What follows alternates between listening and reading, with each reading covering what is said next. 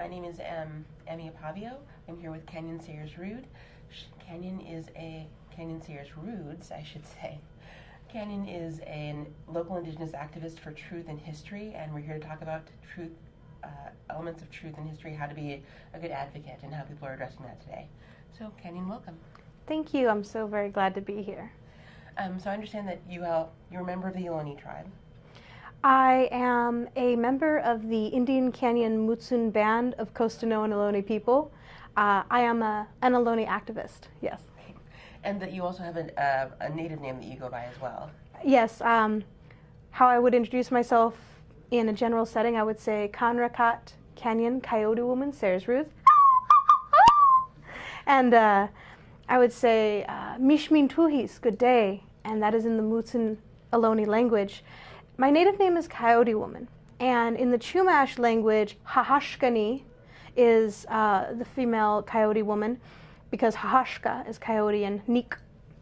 So Coyote woman is a name given to me by an elder. And Coyote in many California Native stories has a unique history, and I always share that in my bio. And Coyote is a trickster, a storyteller, a being who sometimes teaches people what not to do by doing it. Mm-hmm. And in my life, I have always been an individual who loves philosophy. I'm a critical thinker. I sometimes haphazardly jump into things quickly, or sometimes I take a step back, or I'll fight for the underdog even if I don't believe in the underdog. And it's because it's the matter of perspective. And over time, an elder in our community witnessed that characteristic within me and gifted me the name Little Coyote. And for many years I was Little Coyote, and as I develop into maturing into adulthood, those in the community witnessed me as Coyote woman. And yeah, in many California Native stories, Coyote isn't always looked at as, oh no, bad energy, or everyone go follow. So Coyote is a being that sometimes remains on the edge, can work with groups well, can be independent and solo, can be a fool and definitely reap the benefits, reap the punishments and the benefits of the bad behavior, and that shares lessons to let the people know what not to do. And then times, even in emergency, that Coyote will find the answer, and the people will be like, are you sure? Are you sure? Well, we don't have any other choice, and ta-da, Coyote pulls through. And so it's never one thing like stay away or totally lean on. Be wary, be attentive, and I've always been that type of personality. That's amazing. So I was going to, do you have a specific story about how you might embody that name? Oh, well, one, I talk to coyotes in nature. Oh, okay. So I as a kid, my mom called me a kitten hunter because we had feral cats, and the way you get a mother cat to tell you where her babies are, because she will never lead you to them if you're following her, you have to act like a kitten. And so I hide my mouth and I go, and then the mother will come towards me like, where's my baby? Then she's like, oh, and I cover my mouth so she doesn't know I'm doing it. And she's like, she'll go back to her litter and find out, 1, 2, 3, oh, they're all here. Wait a second, and then she'll find that I'm already like, haha, no more feral cats. And so over the years, I would just interact with nature. So I make cricket noises. And then Coyote, I yip and yap like Coyote. And the elder who called me Little Coyote, he was a storyteller. And there's a story that's known way up in the Pit River territory. He's not a Pit River native. He does not like that term, but I cannot say his tribal name. But there's a creation story around Coyote and Silvertail Fox and how the world came to be. And Silvertail Fox made things really, really easy and made acorn trees short and acorns huge, and Coyote's coming behind him like, no.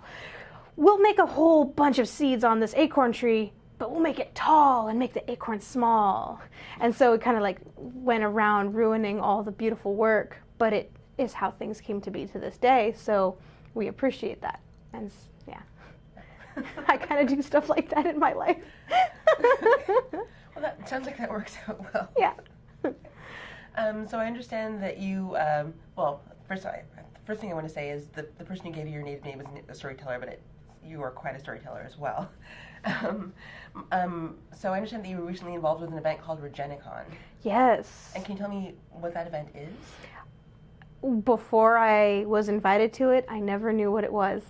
And so it's off the energies of regeneration, regenerative and restorative methodologies. Okay. So regenerative strategies for a sustainable world, I believe is their tagline.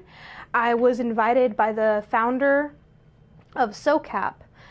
His name is eluding me at this moment in time, but the founder of SOCAP. And he also works at the Impact Hub in San Francisco. His name. What is SOCAP? SOCAP is I didn't know what that was either before I went. I'm kind of invading these spaces. I'm kind of Columbusing these spaces. No. And anti-Columbusing these spaces. Right. Yeah. I'm discovering it, rediscovering it, and re-indigenizing it. Bringing it back all. Yeah, and decolonizing. Yeah. So Regenicon was a gathering where many people of many venues and methodologies, so let's say economy, restorative and regenerative justice, urban strategies, development strategies, economic strategies, business models, any way that we can work with our environments so we don't engage in it in an industrial capitalistic fashion where it disconnects us. And so it's everywhere. There is connection in every way. So there were people there who worked in the pharmaceutical industry caring about with how they test their products and how it needs to be conscious and cohesive of better practices and management, or how wellness, the mind, and wellness is not just a medicinal practice, but a interpersonal and communication practice.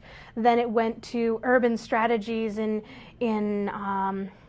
recognizing what gentrification is and how we can't be displacing the local peoples, and then talking about socioeconomic disparities, and it hit it talked about food wellness and life ways, and encouraging of going more local, sustainable, seasonal. So it touched on every topic, and what they recognize is with their efforts of maintaining equality and equity of the people, that some of these practices have been time-tested and ongoing. So when there were some people who were from the permaculture realm of conversations, they recognized that indigenous peoples have been permaculture and ecologist masters for thousands of years. And then when we recognize how many of us come from different nations, different territories. Here in California, there are in excess of 200 languages, and just between San Francisco and Monterey, 8 different dialects. So how did we communicate with each other? How did we interact? We were multilingual, and we respected each other's spaces and territories that we maintained. So I sometimes ask, whenever I speak to the community, there are certain etiquette practices that we engage in today's society. If you were to go to your neighbor to ask for a cup of sugar, how would you do it? Would you walk right into their kitchen and take the cup? Or would we possibly knock on the door? And most people would say, yeah, I would knock on the door. That's how Native peoples would interact with each other. And there's a practice called Indigenous protocol. It's a contemporary phrasing, but it means to come with etiquette and respect by acknowledging the original peoples. If we're not on the land of our ancestors that have been maintaining this space for time immemorial, thousands of years, because many of us have 1, 2, maybe even 5 generations here in what is considered the Americas, Turtle Island, these spaces, we acknowledge that indigenous protocol and recognize that there have been people here longer than us, longer than our families. And by recognizing that, that's why I was invited into that space, was to recognize the land, because I am a rambunctious, loud, nomadic native who tends to raise that awareness a little bit more aggressively. Because traditionally, people would know to do this. Our ancestors, my ancestors and neighbors would know if they were to come into the territory, they would ask in a respectful way if they needed something, or if they wanted to trade, or had to travel through our territory, or there's a medicine person in our area, or an actual harvestable medicine, and they needed access. They wouldn't come and just grab it and be like, "This is mine." They'd come through and ask permission, and that is a practice that we all would recognize, being either on the receiving end or the seeking and requesting end. And because as an Indigenous person, I wish other people were familiar of this practice, because it's conducive of a consent culture. It's helpful in recognizing that there are people with differences, and we respect and regard each other with integrity, and we recognize and see each other with visibility. And in today's, I call it post-colonial settler society, we are absent of that etiquette, and it's sometimes painful. So I say I will aggressively and assertively instigate myself in some of these circles, like RegenaCon, like SOCAP, with the help of many amazing community members, because I know I couldn't have done it alone. So I do acknowledge all those wonderful beings who helped me get to those spaces. And then my own self visiting San Francisco, I am a Southern Ohlone person from Indian Canyon, which is by Hollister in the Mutsun Ohlone territory. When I visit San Francisco, I recognize the First Nation peoples, the Ramaytush-speaking Ohlone peoples. And one village site near there is called Yalamu. And to get people a little more comfortable with phrasing, I'll ask my audience or whoever I'm around, I'm like, can you say that? Say with me, Ramaytush and Yalamu. And I'm like, you just said the first words of the Indigenous peoples before Spanish, before English. And you recognize that those Native peoples are there. Sometimes they may be absent. There are some people who are still learning their heritage, so there may not be strong, loud advocates like myself in various territories. That doesn't mean that there's no existence of those peoples and those histories. So,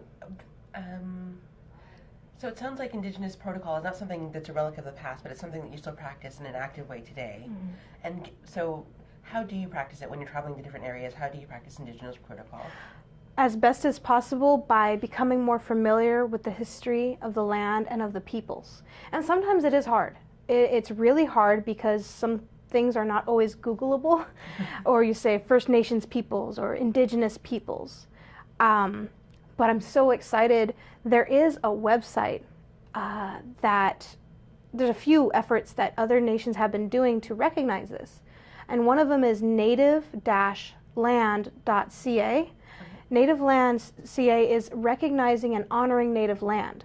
So I believe they have an interactive map that you put in your zip code, and it finds some people have been putting data in there and continue to do so, because it does need some updating, and they even acknowledge it. They have a pop-up saying, we've gotten a lot of feedback, we're working on it, and they are raising awareness of there's this thing called land acknowledgements, which is like Indigenous protocol, acknowledging a part of the protocol. And land acknowledgements is acknowledging the land, acknowledging the Indigenous peoples who have been stewards of the land. If they're present or if just some of the history is present, we need to acknowledge that and heighten that visibility and awareness. And so I believe that it's even trending as a hashtag honor native land. And I'm excited about that because it shows that there are people who are being advocates for truth in history. And it's so very important. And it's just one step towards those protocols. And it's seeking permission to be in those spaces, to take advantage of what is present there, and then to give visibility to the local perspectives and engage them with a consent, an opportunity to consent in that interaction by saying it's possible to be there, and then they can say yes or no. So when people choose to engage in those ways, what does that mean? What does that mean, and how does that feel? It feels empowering. It feels like reconciliation. It feels like respect. I actually am still feeling a happy feeling from just coming from an interaction like that. I was just at San Francisco at the De Young Museum, and I've been there a few times, and that's in Ramaytush Ohlone territory, and the chairman of the Ramaytush Association invited me, saying he couldn't physically be there. Would I be there for that interaction and that ceremony? And I said, with your permission, of course. and that gave me the consent to be there, which is so very important, because I wouldn't do it like, I'm allowed to speak for the people without that regard. So already I'm engaging in that protocol. And it was a repatriation of TePapa Maori artifacts. So the De Young Museum had artifacts of the Maori people, and they were repatriating them. And so many times we think, oh, something's available to us to be shown or shared, and some people don't know where it came from. I think you might recognize one of the scenes from Black Panther, when one of the individuals was in the museum. And yep, and the interaction was how someone was proud to present this piece of art and media to the public as if it were something to be praised, and another individual who's like, who are you to take this away from its culture and present it, like at what authority? And that was quite similar, and I really loved witnessing the interaction with these diplomats and respected people of the community, because they have been working on repatriation for years, and they were so articulate and beautiful in the way they did it, because they spoke to the artifacts in their language. They sang to them, interacted with them. They held a protocol of integrity, letting us know, please no food, water near. We're going to interact this way. They cued us in, and then we were able to celebrate that reconnection.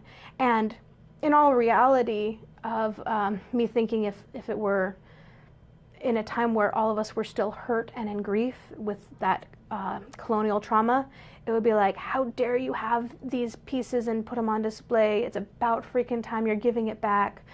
Who are you to be in charge of this? They were so amazingly respectful, saying, this is a bond. This is an opportunity to create community. We have this connection overseas, no matter how far or distant our ancestral pieces are. There's never been a severed connection. It's just sharing, and it's time that we reconnect and it comes back home. And we thank you, and we recognize the native peoples of this land, and we recognize the hosts and carekeepers of De Young, and thank them for holding these items with respect and regard in the energy of presenting them to the public for education. And we are so very appreciative that this opportunity to reconnect and bring them home is of utmost importance, and we're thankful that this interaction can transpire. And I was like, oh, you guys are good. Wow. Like, because there are times where I myself as a Native person have this internal angst and frustration with some of mainstream society, being that people are so absent-minded of certain interactions and they don't know any better. And I myself am still healing some of these traumas, that why do I have to be the calm diplomatic one and be respectful when they themselves can't even conduct themselves with respect, integrity, or even sensitivity? But I realize people don't know, and if I just come at them in an angry, upset fashion, we might just be combative, and not that much good can come of it. But if I come from a standpoint of, I want to share perspective, and I want to share some of my experiences and certain things, I find I can interact with people on a respectful fashion to the point where they themselves can come to a conclusion. Wow, this is necessary, or I think I have someone you should meet, or you should speak to my classroom, or any interaction of potential progressive, forward thinking, and just interactive responsibility in interacting with our community, understanding that yes, we have differences, we can celebrate those differences, and yes, there are many things that we can unite together. And I always try and remind people of that, because it's okay to be different. It's okay to have ourselves conduct ourselves differently. That's why we should be celebrating each other. and we all should recognize we are people of this world, we are people of this community, we need to work together because this is all we have. So we can operate on those multiple paradigms and respect each other with regard and sensitivity and just respect. As a person who grew up in the Bay Area and as a person who talks to nature, how do you feel about the way that the Bay Area has evolved? Just over the course of your lifetime. Amazingly. I know for a fact I talk differently than I did 5 years ago, 10 years ago. I've learned so much, and it's through many other people. There are things I've learned about culturally and traditionally that I would not have had I not had the interactions I had. And in the Bay Area, there is this connection to the land, and I feel like it's almost like a magnet. There's this pulling of many peoples and nations. Silicon Valley, the hub of technology, and the gold rush came earlier on. And when we think about California, it provides so much food for the nation. And California was the most densely populated of diverse people because there were in excess of 200 dialects, 90 languages, 200 dialects. That means guaranteed over 200 different tribes speaking different languages. And how we all interacted, because many people who have read history books learn about the Indian Wars and survival, and then they're like, well, you Indians or you Native Americans fought and had wars too, and you did this and you did that. It's like, not the way we're familiar with. Not like slavery. There wasn't that exact kind of imperialistic colonial slavery. There were interactions between people. We're human. So there were human interactions, from envy to fighting to bad behavior, though there wasn't that deep, huge warring communities always fighting and always trying to take over land. Yeah, there was disputes, always. In that, we were still capable of being multilingual with the ability to trade. There were beings that traveled up and down through California, and it being very diverse and sustainable with all of its resources, rich, that there's just this beautiful space that people came together and just had an opportunity to celebrate culture. And when the missions came through and the waves of genocide against indigenous peoples with colonization of the missions and then colonization through the gold rush and homesteading, the U.S. government put out in excess of $1.4 million, $5 a head, 50 cents a scalp, to eradicate the California native. And that's a lesser known history, true facts of this land that many people don't know.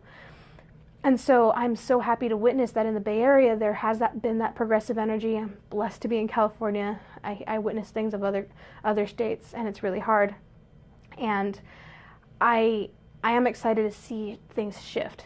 I get frustrated that then people are used as examples to be dismissed, more slurs like liberals and progressive and political correctness. I get frustrated when those are used as degrading slurs. But I have witnessed beautiful beings and amazing allies and advocates of truth and history, and it's slow and go, but it's really beautiful in coming together. And so, speaking as a person who's an advocate for truth and history, and as a person who, again, is very connected to the land, very happy to live in California, but also wants people to have a better understanding of what the true history of California is, what, in 5 seconds or less, what do you want people to know?